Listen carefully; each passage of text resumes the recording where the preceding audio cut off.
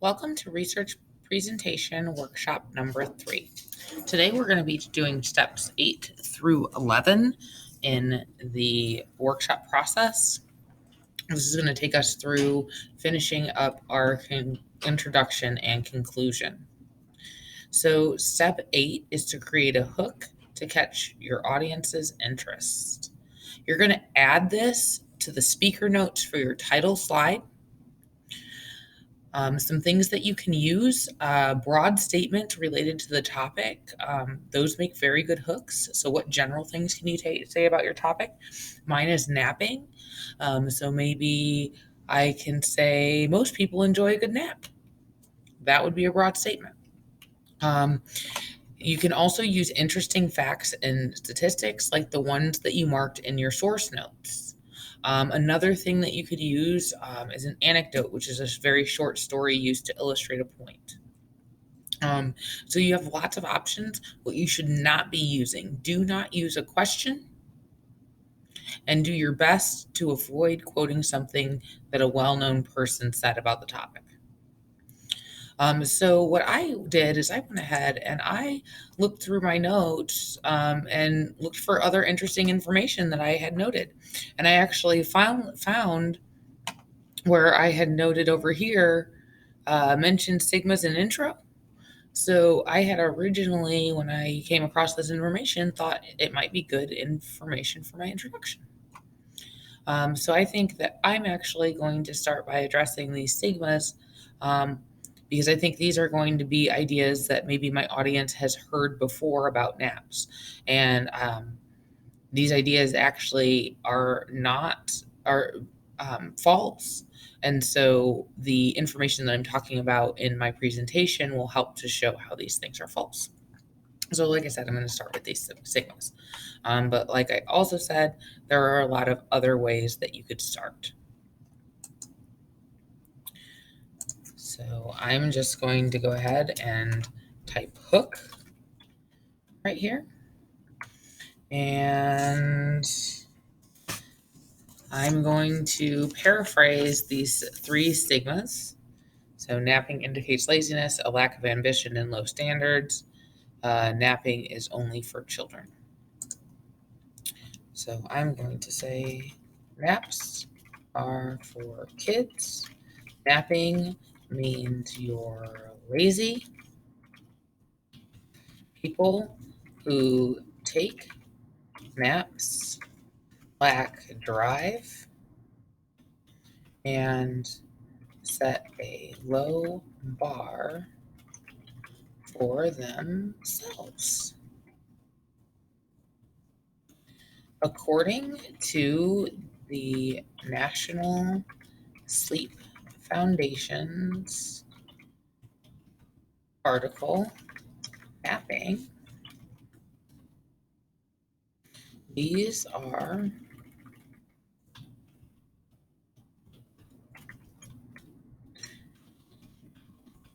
all stigmas associated with taking a nap. All right.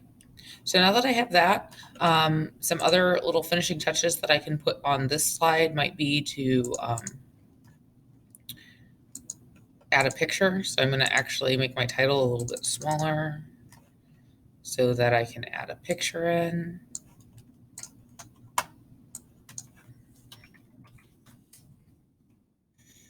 Google Images, find the picture of somebody taking a nap.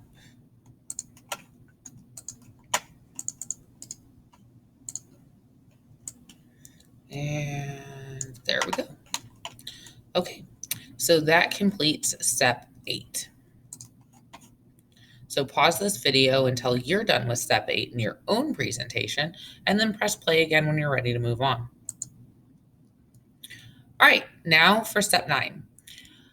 We are going to be adding background information to bridge your hook and your thesis in your introduction.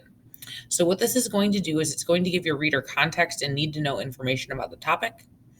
It should also connect the hook to the thesis. You can consider including interesting information you found in your sources, defining key terms necessary to understand the subject, describing the two sides of the issue. You'll be adding visuals to the introduction slide to represent the information, and you'll be writing out the information in your speaker notes for your introduction slide. So going to my introduction slide, what background can I add about napping? Well, as far as napping goes, I can talk about maybe the two sides of the issue. I introduced the stigmas. What's the other side of the coin? Maybe I want to talk about the different types of naps that exist and identify a specific type of nap that I'm talking about that I want to focus on in my presentation. There are a lot of different things that you can do and directions that you can go with this. If you're doing social media, maybe you want to talk about how many people use social media or what social media platforms they use the most. If you're talking about music, maybe you want to talk about the different ways that music can be part of a person's life. If you're doing the Generation Z topic, it's probably important to define what Generation Z is. A lot of people probably don't know that. When you're talking about the homework topic, talking about what homework's like for you, describing your experience with homework in terms of how much and what kinds of homework you get might be relevant information. If you're talking about technology in the classroom, what is the role of technology in the classroom today? Why is this a topic under discussion? What's the debate? If you're talking about sleep deprivation, what do people think about sleep deprivation? Do they really think that it's that big of a deal? For what reasons do we deliberately skip out on sleep? These might be good things to talk about in your background to get your reader into your topic. I think I covered all of the different topic options that you could have as far as giving you some ideas for background. But if I didn't cover your topic and you're stuck, please contact me and I'll help you. Let me go ahead and show you what my background looks like for napping. So I decided to go the route of defining types of napping. So I'm just going to put background here.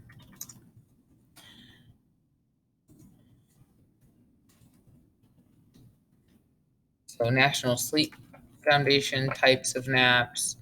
And then I also found that there were types that were defined by how long they are. So the three types for NHS or NFS that I found, or NSF, I should say, not NFS. Different thing entirely, right, gamers? Planned napping. The nap is taken before you get sleepy as a proactive measure when you know you have to stay up late. Then you have emergency napping.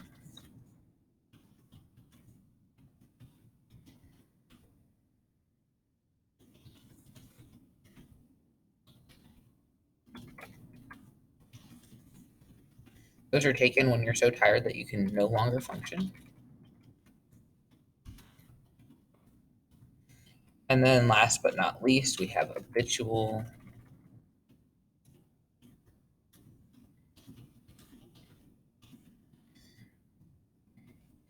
Which is taken every day at the same time. Then again, we have types by length. So I actually have a graphic. The graphic that I'm going to use, I'm going to search types of napping.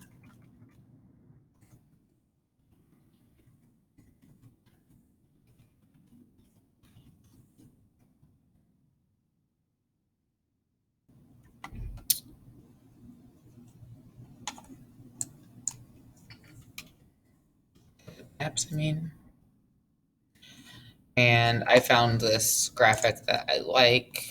It has the different types of naps. These are the types that are defined by time, or length rather. So I'm going to go ahead and move my thesis statement to give myself room to put this image. I'm also going to go ahead and take out the words thesis statement.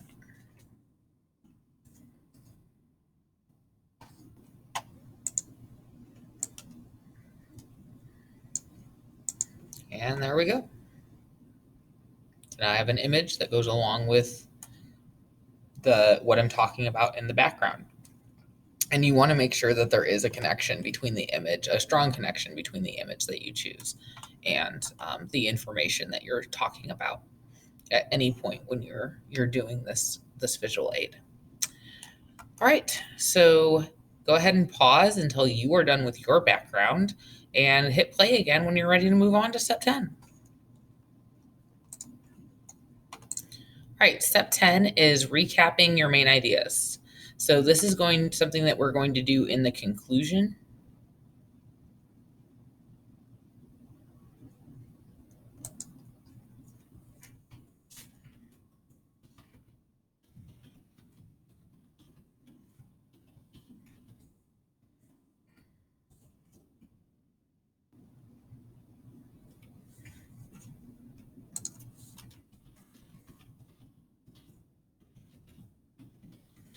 So essentially, the simplest way I think to go about this is just to go ahead and copy your main ideas from your main ideas slide. So you use the main ideas as the title of those slides, and you probably just want to start off by copying them over. Then I'm going to show you how to flip those around so that they're worded differently than they were the first time that you said them, because they do need to be worded differently. You don't want to be repetitious. The other thing that we're going to need to do is we're going to need to add some detail to each of them that's related to each point to make them a little bit more specific and to help them better remind readers not just the main points, but the main details that supported them. And then finally, we're going to find some visuals to go along with the points that I am putting down. So I'm going to go ahead and go to my speaker notes right now, and I'm going to type recap of main ideas, and I'm going to put number 1. Oops, I'm doing this in the wrong spot. Instruction slides, I'm going to do it in my real slide. So I'm going to my conclusion slide, going to my speaker notes, recap of main ideas. And then my first main idea, if I go back to the slide, was there are negative effects of napping.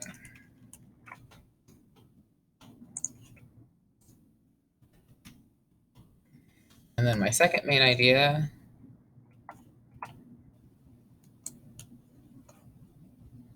is actually my third main idea. I don't know where my second main idea went. Oh, there it is.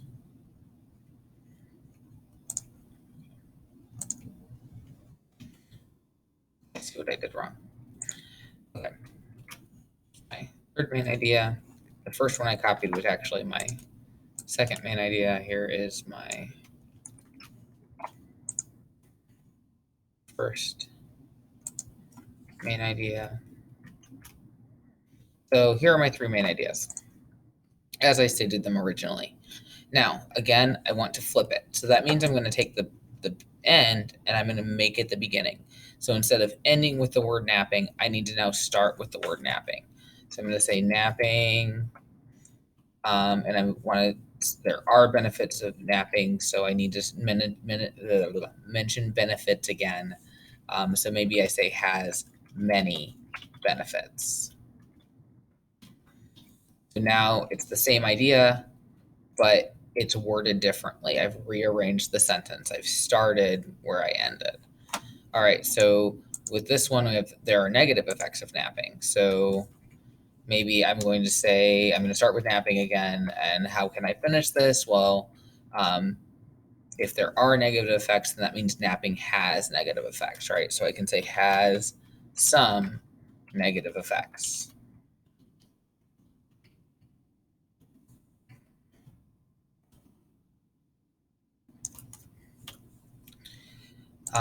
Now I have, there are guidelines people should follow when taking naps. So it ends with when taking naps. So let's go ahead and instead start with this phrase, when taking naps. So then I can say, when taking naps, there are guidelines people should follow. So again, very similar to what I said before, but I've rearranged it so it sounds a little bit different. All right, now, like I said, we need to add to each of these sentences. So this is where you think about the details that you've given, and you mention, the few that you think are like the most noteworthy or the most important. So I'm not going to list all the benefits that I talked about, but I'm going to list maybe 2 or 3. So I say napping has many benefits, like, or maybe including, improved health, performance, and mood. What negative effects did I talk about? Well, one of the negative effects I talked about was sleep inertia. So I'm going to say such as sleep inertia. It's the main negative effect. And then what's one of the guidelines people, or what are some of the guidelines that people can follow? So maybe I say there are guidelines people should follow, like when and how long to nap. So now I have my main ideas plus a few of the details. And that's what you're doing for your recap of your main ideas. So now that I have recapped my main ideas, I want to find a graphic that goes along with these ideas.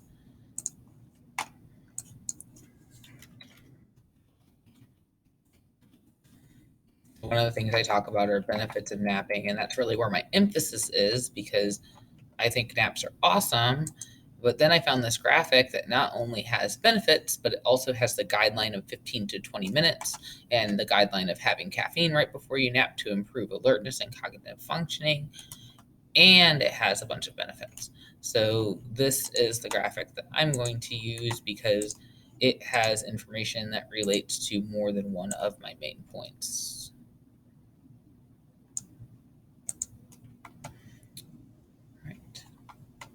So once you've done that, you're ready to move on to step 10. So please pause this video until you are indeed ready to move on.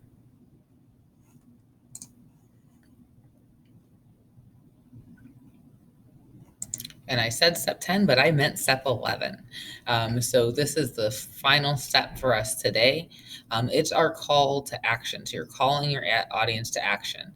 You are, one, giving readers thoughts on why the information you've given is so important and what they should do with that knowledge or about that issue.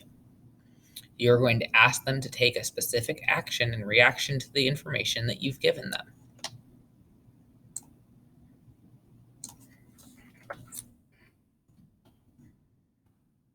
So, what is that going to look like for me? Well, why is this important? Well, I think a lot of people like to take naps, right?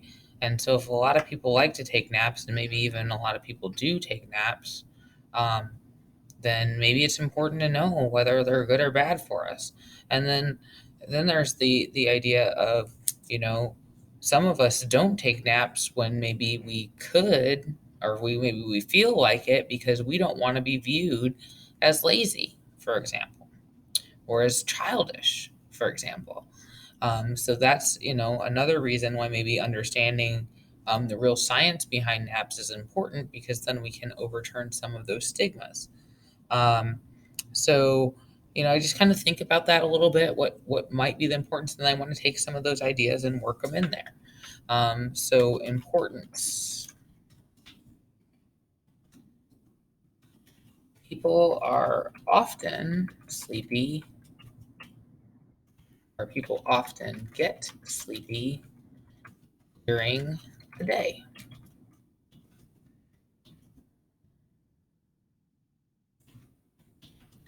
But stigmas discourage people from taking a nap. However, science suggests that naps are a napping is a great thing to do. That's why it's important. Now I need my call to action. So what do I want people to do? Well, we're in a school, right? I would love to have a nap time here. That would be great. So what I want people to do is I want people to petition the administration at Penn to add nap time to the daily schedule.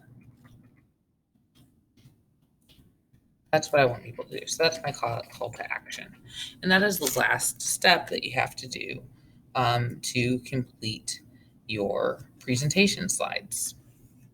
So next workshop, we'll be talking about how to record your actual presentation with these slides in the background. We'll also talk about how to get access to your speaker notes so that you can use those while you present. All right, see you then. Goodbye.